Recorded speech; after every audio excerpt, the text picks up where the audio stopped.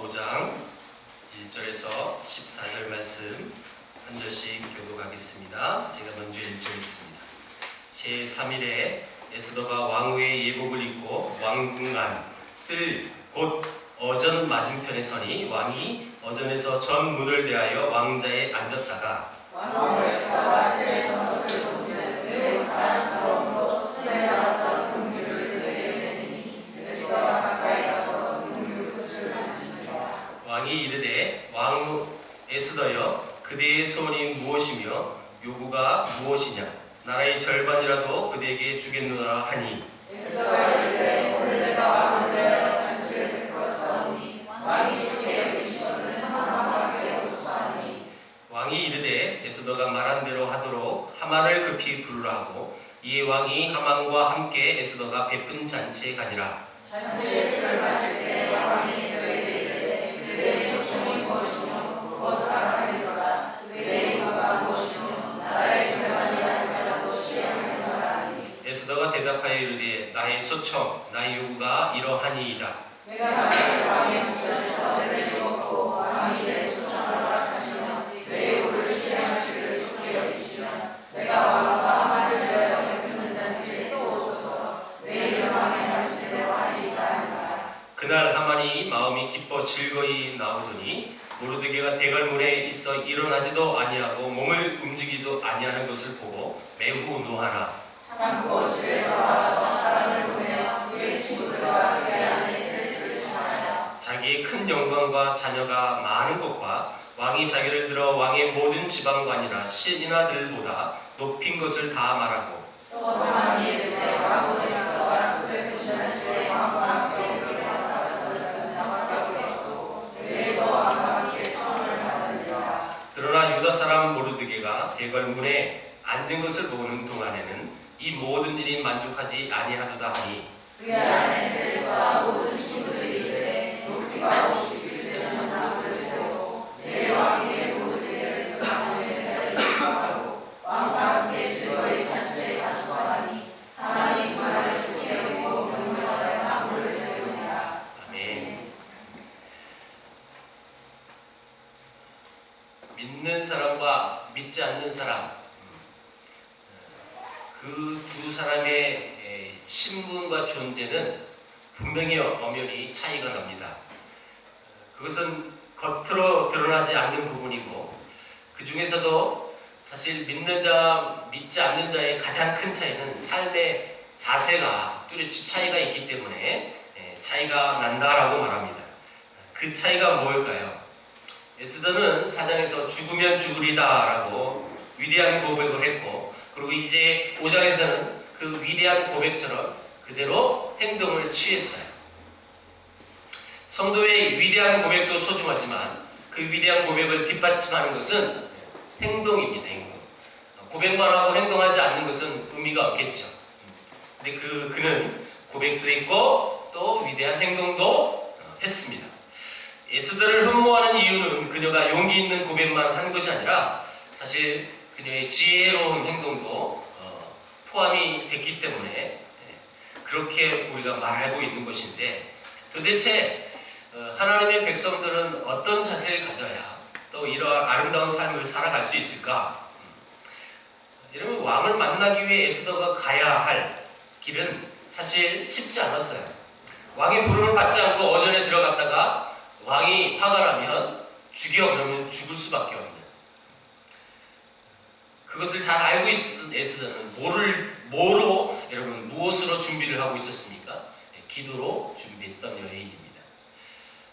이 규례를 어기고 왕에게 나갈 때 내가 죽으면 죽으리다라고 고백했고 그리고 그렇게 기도하며 나갔는데 여러분들은 이렇게 기도할 때 그 하나님의 기도를 응답하실 것을 믿고 계십니까? 대답이 없는 건 이거는 이상한 거예요. 에스더는 하나님께 기도하고 그 기도가 하나님께 응답받은 것을 확신했습니다. 믿었다는 거죠. 왕이 담대하게 나간 거예요. 그리고 혹 만약에 내 기도가 응답이 안 돼서 왕이 나에게 귀를 내밀지 않으면 어떻게 하겠다고요? 죽으면 죽을 거다. 이 세상에서 가장 무서운 게 죽을 각오로 덤벼드는 사람이에요. 근데 그 죽으면 죽으리다라는 그 신앙이 참 귀하지만 더 중요한 것은 이렇게 기도해 놓고 정말 내일 죽을 것 같아. 이런 마음이 아니라 확신을 가졌다는 거죠. 유명한 예화입니다. 이런 내용 중에서 꼭 나오는 예화 중에 하나는 이거예요. 여러분들 들어봤을 거예요. 미국 중서부에서 어느 마을에 지독한 가뭄이 와가지고 마을 사람들은 목사님과 온 교회 성도들이 교회에 모여서 기도하기로 결정했습니다. 온 마을 사람 다 모여서 기도했어요. 그때 거기서 우산을 들고 온 아이는 단 소녀 한 사람이었어요. 그 아이는 온 성도들이 교회에 모여서 기도해서 하나님 비 내려주세요 라고 그 작정하고 교회로 모였는데 비가 올 줄 알고 우산 들고 가는 거예요. 우리는 기도할 때 어떻게 기도합니까? 정말 이렇게 기도했다가 탁 들어주시면 땡큐고 아니면 말지 뭐 이런 마을 사람들처럼의 모습입니까? 아니면 내가 그렇게 기도했는데 분명히 하나님이 응답하실 거야 믿고 이런 믿음을 확신 갖고 이런 사는 사람들입니까? 에스더는 먼저 기도하고 그 다음에 하나님께 그 기도한 것 그것이 응답하실 것을 줄 그는 믿었습니다. 우리들도 마찬가지죠. 기도한 것을 믿어야 합니다. 하나님의 공급과 인도를 여러분 믿으십시오. 그래서 그녀는 아름답고 예쁘고 정숙했지만 그녀의 마음은 죽으면 죽으리라 라는 마음을 갖고 각오를 갖고 살았기 때문에 그녀의 마음은 더 아름다운 것이죠. 기도하는 사람의 마음은 이렇게 용기가 있고 또 그 용기가 충만할 수밖에 없어요. 반대로요.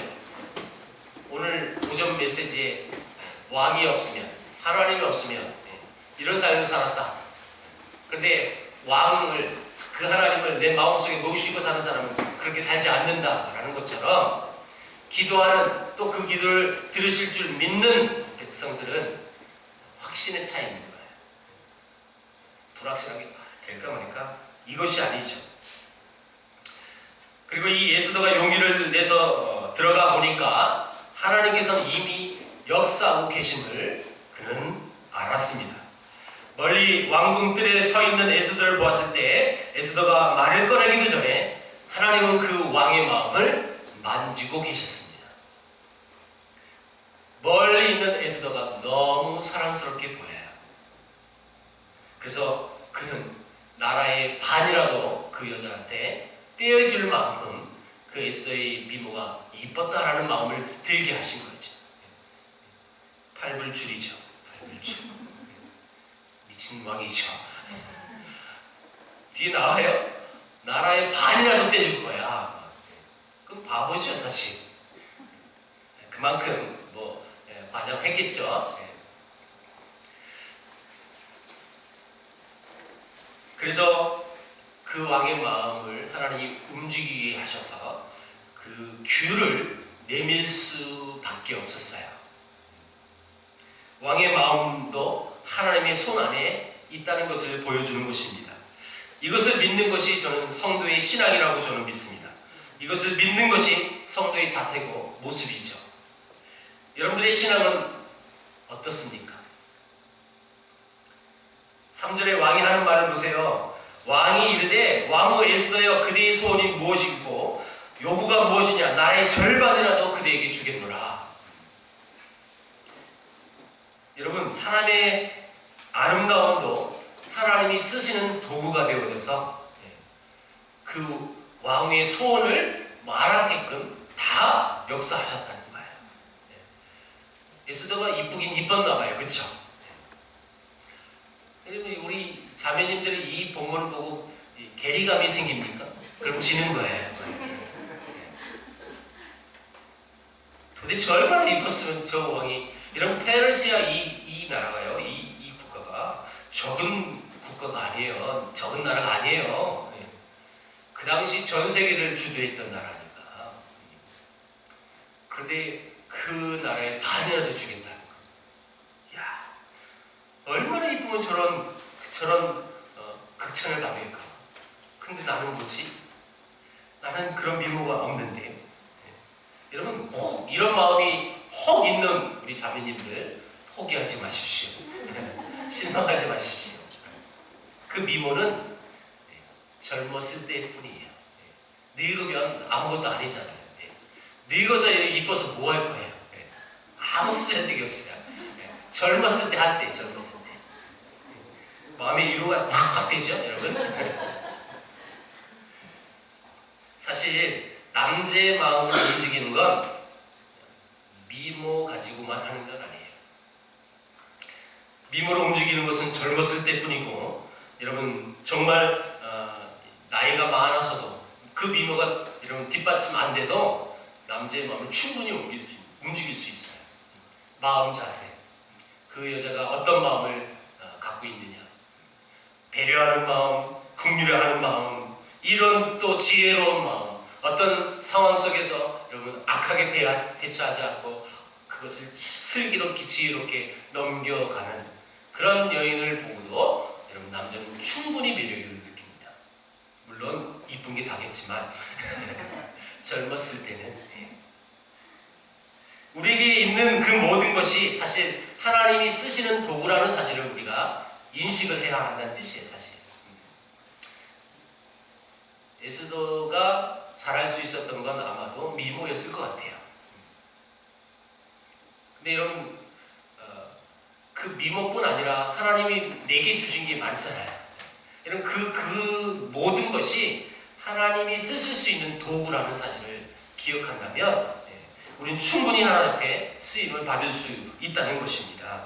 그러므로 우리가 자신의 그 모든 것을 하나님을 위해서 사용하기를 원한다면 하나님은 얼마든지 그것을 사용하셔서 일하시는 하나님이십니다. 아무리 아름다운 것이라고 할지라도 하나님께 드려져서 사용되지 않는다면 그 아름다운 것이 무슨 소용이 있겠어요? 그러나 반대로 별로 아름답지 않은 것일지라도 하나님께 드려져서 그래서 하나님이 쓰신다면 그것은 참 귀한 거예요. 결국 사람의 마음을 주관하시는 분은 하나님이시라는 사실을 우리 또 기억을 해야 할 거죠. 왕의 마음에도 하나님의 역사하는 손이 작용되었기 때문에 우리는 담대하고 또 나의 것을 하나님께 드릴 수 있는 믿음이 우리 안에 필요한 것입니다. 그러자 4절에 보니까 에스더가 왕과 하만을 잔치에 초청했습니다. 그래서 에스더는 즉석에서 소원을 말하지 않았어요. 그 대신에 왕과 하만만 초대했어요. 이건 이 에스더의 지혜로움을 볼 수 있는 대목이에요. 나의 지혜로운 일 처리까지도 하나님께서 사용하시기를 원하는 마음이 그에게 있었고 그것이 믿음이고 그것이 겸손인 거죠. 자기 마음대로 자기 감정대로 왕이여 내가 오늘 이쁘지 나 소원 하나 있는데 저는 죽여줘 이러지 않았다는 거죠. 그것을 참 지혜롭게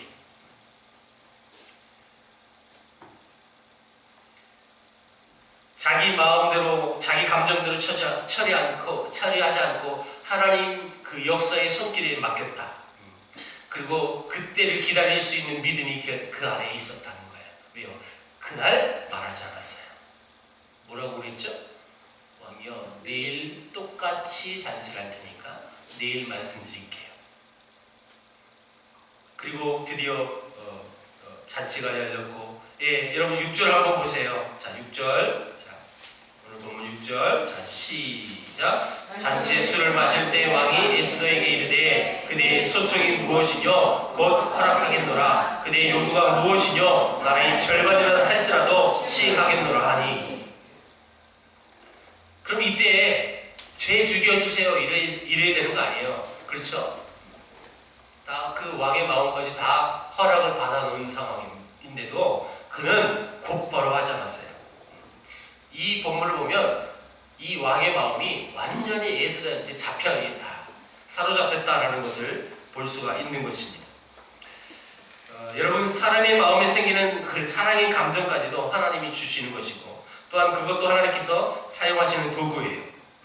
그리고 7절, 8절에서는 다음날에 잔치를 열었고, 그때의 소청을 말하겠다고 말합니다.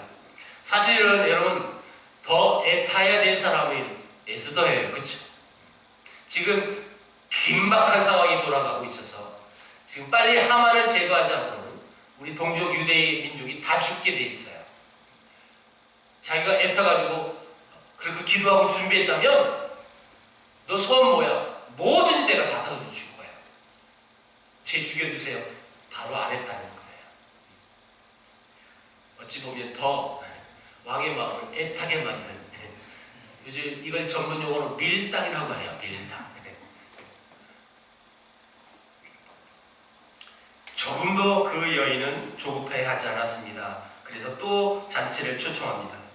사람의 마음을 주관하시는 분이 하나님이라는 사실을 믿었기 때문에 사람에 대한 두려움이나 또 미래에 대한 두려움, 절망, 염려 때문에 여러분 믿음으로 살지 못하는 그런 어리석은 여자가 아니라 그 반대로 그 두려움, 내일 어떻게 저 왕의 마음이 또 바뀔 수도 있을 수 있잖아요.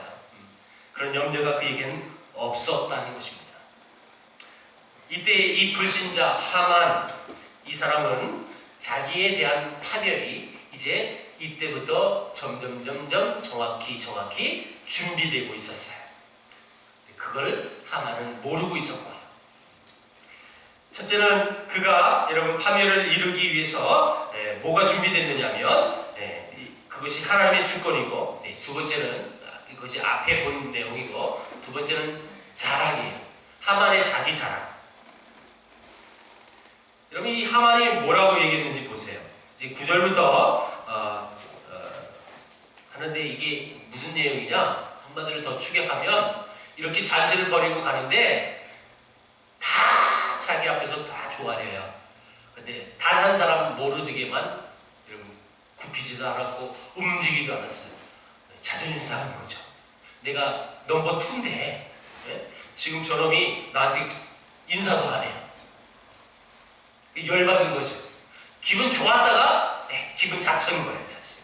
그래서 집에 와서 열받아요. 그러면서 여러분 친구들 불러놓고 하는 말이, 자 보세요. 11절 그가 어떤 자랑을 하고 있는지 한번 읽어보세요. 시작. 자기의 큰 영광과 자녀가 많은 것과 왕이 자기를 들어 왕의 모든 지방관이나 신하들보다 높인 것을 다 말하고. 하만은 자기가 왕과 왕비와 함께 단독으로 잔치에 초청받은 유일한 사람이었어요. 그게 사실 그 시대에는 자랑거리가 될 수 있겠죠. 그렇죠? 여러분들이 지금 우리나라의 최고의 통치자 대통령을 독대할 수 있는 은혜가 있어요. 그래서 아무도 안 부르고 나만 불렀대요. 청와대에. 자랑거리죠. 지금 그 잔치에 참여적으로 난 높은 사람이야. 그 총애를 받는 사람이야. 이보다 더 큰 영광이 어딨어? 이렇게 자랑했어요. 그 자신감이 점점 커졌어요. 그런데 이 하만의 이 교만한 마음도 하나님의 다스림 안에 있었다는 사실. 여러분, 하나님은 그 하만의 눈을 가리시는 거예요. 지금 여러분 이 모든 작업이 무슨 준비 작업이에요? 자기가 죽는 작업 준비예요. 근데 그걸 보지 못하는 거예요. 자기의 교만의 눈 때문에. 하만은 자기 자신의 자랑거리인 돈, 명예, 그리고 지금 보세요. 11절에 뭐라고 자랑했어요? 큰 영광과 자녀가 많은 것과. 여러분, 특별히 아들을 많이 두는 건 당시 큰 자랑이었어요. 장시산 참 좋겠어요. 아들 둘 둬서. 자랑거리라는 거 옛날에. 근데 여러분 옛날에는 뭐 한둘이 아니잖아요. 이때는 수십 명의 자녀가 있는데 그 자체가 자랑거리인 거예요. 왜요? 그렇게 자녀를 먹일 수 있는 능력이 있다는 뜻입니다. 또 대부분 한 여자에게 다 태어나지 않아요. 많은 여자를 거느렸다라는 뜻이 또 돼요. 어찌됐든 이 모든 자랑은 사실 빈 자랑이죠. 이를테면 속 빈 자랑일 수밖에 없는 거예요. 더군다나 12절에 보니까 왕후 에스더조차도 자기를 영화롭게 하는 사람 중에 하나라고 그는 고백을 했어요. 왕후가 나밖에 안 불렀어. 나 이런 사람이야. 이렇게 자랑거리를 늘어났습니다. 에스더가 하만을 두 번째 연애에 초청했을 때 하만의 마음은 여러분 이 교만으로 풍성했습니다. 넘치도록 그 교만은 넘쳤어요. 예. 여러분 잠언의 말씀 속에 우리가 교훈적인 말씀이 참 많이 있잖아요. 제가 여러 가지 잠언 말씀 중에 한 구절 한 구절을 소개할 거예요. 어떤 공통점인지 한번 찾아보세요. 마음의 경영은 사람에게 있어도 말의 응답은 여호와께로 나느니라. 자기의 마음을 믿는 자는 미련한 자요 지혜롭게 행하는 자는 구원을 얻을 자니라. 교만은 패망의 선봉이요 거만한 마음은 넘어짐의 앞잡이니라. 한마디로 이 자기 지위와 부호, 가족, 기타 자기가 가진 그것을 자랑하는 자는 어리석은 자다라고 표현합니다. 사실 그런데 우리는 그 어리석은 자가 가로태잖아요. 자랑거리가 있으면 자랑하고 싶어서. 그러므로 우리는 하나님 앞에서 겸손해야 한다라는 결론이 있는 거예요, 사실. 잠언의 큰 교훈은 그겁니다. 특별히 교만하지 말고 겸손해라. 야, 네가 다 이룬 것 같지? 하나님이 허락하지 않으면 절대 그 일이 있을 수 없는 거야. 그것이 잠언의 내용이거든요. 만일 하나님께서 하늘에서 주신 바 아니면 사람이 아무것도 받을 수 없느니라. 요한복음 3장 27절 말씀이에요. 고린도서 4장 7절에 누가 이를 구별하겠느냐? 내게 있는 것 중에 받지 아니한 것이 무엇이뇨? 네가 받은 즉 어찌하여 받지 아니한 것 같이 자랑하느뇨? 교만은 죄의 뿌리라는 사실을 성경 곳곳에서 우리에게 말합니다. 하만이 그런 인간이었다라는 거죠. 그리고 그에게 세 번째, 여러분 그 파멸로 이끄는 세 번째가 뭐냐면 그의 악독함이었다는 거예요. 악독함. 여러분 14절 한번 볼까요? 오늘 보면 14절. 시작. 그의 아내 세레스와 모든 친구들이 이르되 높이가 50규빗 되는 나무를 세우고 내일 왕에게 모르되기를 그 나무에 매달기를 구하고 왕과 함께 즐거이 잔치에 가소서 하니 하만이 그 말을 좋게 여기고 명령하여 나무를 세우니라. 나한테 인사도 안 하는 절하지 않은 그 모르드게 그놈부터 죽여버리자 라는 여러분 측근측에서 그런 제안을 하니까 그 말이 옳게 여겨서 그래서 실제로 50규빗 되는 나무를 여러분 긴 장대를 걸었습니다. 왕비 잔치에 초청을 받아 잘 대접받고 나온 이 하만의 부푼 마음이 완전히 모르기 때문에 완전히 망가진 거예요. 상해버린 거죠. 그리고 결론은 죽여버리자. 여러분 이 악독은 가슴속에 깊이 자리 잡은 증오심 때문에 다른 사람이 고통을 당하는 것을 보고 기뻐하고 다른 사람이 성공하면 또 배가 아프고 악독은 어떤 일이 있어도 복수를 하고야 말겠다는 생각이 사로잡혀 있는 것이 바로 악독이에요. 그리고 이 악독은 용서를 모릅니다. 용서.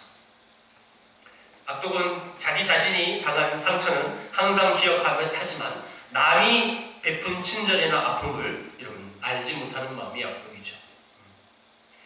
하만이라는 사람은 이런 사람이었다는 거예요. 그리고 결국 자기가 그렇게 모르드게를 죽이려고 했던 그 장대에 본인이 죽어요. 이 악독의 화살을 원석에 쏘면 그 화살은 반드시 나에게 되돌아온다는 사실을 그는 몰랐다는 거죠. 하만은 이 모르드게를 처형하기 위해 22m나 되는 여러분 이 교수들을 준비했지만 그 교수대에 자신이 매달리게 됩니다. 하만은 미련하게도 자신의 처형을 준비하고 있었던 거죠.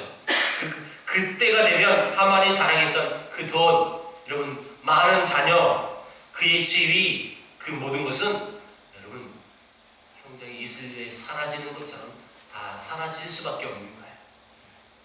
여러분 지금 남들보다 더 많은 돈이 있어서 남들보다 더 많은 자식이 있어서 그건 저밖에 자랑할 수 없어요. 우리 교회에서. 백지사님도 인정합니다.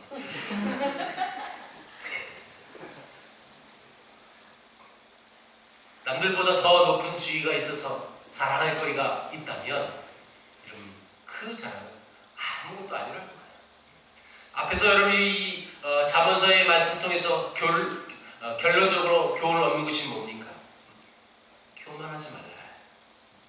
우리 믿는 자는, 하나님의 백성은 결코 교만한 사람입니다. 항상 저거는 이 부분은 주님 오실 때까지라든지 이 생명이 여러분 이 세상에서 끝날 그날까지 항상 명심해야 될 교훈처럼 저는 생각해요. 주님 만나기 그 전까지 정말 조심해야 할 것은 교만이에요. 교만. 그 악독한 그 교만이 여러분 자기에게 그대로 돌아올 것을 한 번도 생각도 못했다. 아마 여러분 불쌍하지 않아요? 그리고 이런 인생이 여러분 얼마나 악하고 또 많은 사람들에게 악영향을 끼치면서 살았습니까? 근데 저는 가끔 이런 사람을 봤어요. 그 많은 돈, 남들이 부러워할 할 수밖에 없는 그런 지위 한 번만이라도 가져봤으면 좋겠다. 내 결론은 그냥 범죄자로 잡혀서 붙잡힐지라도 나는 한 번은 잡고 싶다. 이런 마음을 갖고 사는 사람이 이 땅에 있더라고요. 누구라고 말 안 할게요. 제가 잘 아는 사람. 한 번만이라도 나는 잡고 싶다. 수단과 방법을 가리지 않고 그 높은 자리에 한번 올라가고 그냥 9시 뉴스에 누구 잡혔다 이거 뉴스 나올 만한 그래도 된대요. 자기는. 난 그 얘기 듣고 좀 충격적이었어요. 크리스찬은 아니에요. 그런 의식을 갖고 이 땅을 아직도 살아가는 사람이 있더라는 거예요. 여러분 우리 크리스찬은 절대 그런 마음을 가져서는 안 되잖아요. 수단과 방법을 가리지 않고가 아니에요. 여러분 하나님의 자녀는 하나님이 원하는 삶을 살아가야 하는데 그 하나님의 원하는 삶을 살아가기가 늘 말씀드리지만 녹록지 않아요. 쉽지 않아요. 하만 같은 악인이 판을 치는 이 세상 속에서 우리는 여전히 삶을 살고 있습니다. 쉽지 않습니다. 왜 악은 이렇게 잘 돼요? 또 왜 그놈들은 이렇게 잘 살아요? 나는 파동받은 사는데 왜 그놈들은 왜 이렇게 하는 일마다 잘 되는 것처럼 보여요? 여기서 제가 유머 한번 할 거예요. 그런 마음을 갖는 건 지는 거예요, 진짜. 지는 거예요. 그렇다면 이런 세상 같은 악이 판을 치고 있는 이런 세상에서 하나님의 백성들은 어떻게 도대체 살아가야 할까요? 한참 오래된 사건인데 샌프란시스코의 어떤 12살 난 소년이 신문 배달을 하고 있었는데 이 아이는 신문 배달 그 직을 사표를 썼어요. 왜 사표를 썼느냐? 여러분 그만두기 한 달 전에 꼭 미리 말을 해야 된다고 해서 한 달 전에 미리 말한대요. 그 아이가 신문사에 보고하기를 이런 이유 때문에 나는 신문 배달을 더 이상 하지 않겠습니다 라고 썼는데 그게 뭐냐면 제가 배달을 그만두는 이유는 신문사에서 6월 초에 발행한 미국의 동성애라는 제목의 연속기사에 대한 항의의 의사표시를 하기 위함입니다. 신문사가 발행한 그 기사들은 동성애 해방과 낙태와 같은 민감한 사안을 비전문적이고 편견에 치우친 관점에서 다뤘습니다. 저는 양심상 이 조항을 받아들일 수 없을 뿐 아니라 제가 동의할 수 없는 신문 기사를 배달할 수 없기 때문에 저는 사표를 제시합니다. 몇 살이라고요? 12살. 우리나라는 초등학교 6학년. 과연 동일한 상황에서 12살 난 이 배달 소년처럼 회사를 상대로 반대 의사를 분명하게 표명하는 용기를 우리도 보여줄 수 있을까? 이런 용기가 우리 안에 있어야 한다는 것. 말씀을 맺습니다. 죽으면 죽으리라 라는 각오로 기도하고 그 기도를 확신하고 그리고 죽을 수도 있지만 왕의 오전을 가감히 들어갔던 이 에스더의 모습을 보면서 그런 용기가 우리 안에 있어야 한다는 거예요. 사실 하나님은 잘 믿어도 또 이 용기와는 별개라고 생각을 하잖아요. 이런 용기는 기도를 응답하시는 하나님을 믿는 사람에게만 주시는 것입니다. 또 이런 용기는 사람의 마음을 주관하시는 하나님을 믿는 사람에게 주어지는 것입니다. 이런 용기는 자기 주관대로 감정대로 살지 않고 하나님의 주권에 맡기는 사람에게 생기는 것입니다. 그래서 하나님의 때와 하나님의 역사하시는 그 기회가 있음을 믿는 사람에게 하나님이 그 용기와 그 때를 또 허락해 주셨다는 것이죠. 이 모습을 보면서 저와 여러분들이 이 땅을 어떻게 살아가야 하는지를 볼 수가 있는 거예요. 정리합니다. 기도에 대한 부분을 응답하시는 하나님이라는 것을 믿는 사람, 또한 사람의 마음을 주관하시는 그분이 하나님이라는 사람을 믿는 사람, 또 여러분 자기 감정대로 자기 주관대로 자기 계획대로 사는 것이 아니라 하나님의 때를 기다리는 그 때를 믿는 사람, 하나님이 역사하시는 그 기회를 내가 바라보기를 소원하고 기도하며 그때만 여러분 기다리고 있는 그런 믿는 사람이 저 여러분에게 주여 축원합니다. 이 시간 우리 찬양하겠습니다. 찬양할 때 진실하게 우리 찬양 한번 하겠습니다.